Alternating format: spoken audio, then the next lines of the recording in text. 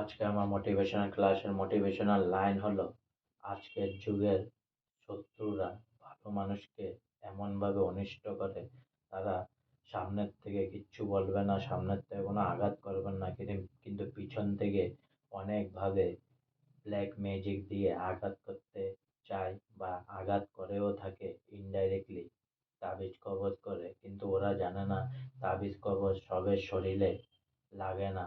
আর তাবিজ কবজ দিয়ে কাউকে আপন বানানো যায় না। আর তাবিজ কবজ দিয়ে কাউকে কন্ট্রোলে রাখা যায় না। বরং যে তাবিজ কবজ যাকে করবে, যে করবে তাবিজ কবজ অন্যকে, সে তার বংশে আস্তে আস্তে শেষ হয়ে যাবে, তার উন্নতির পথে আস্তে আস্তে অটোমেটিক শেষ হয়ে যাবে।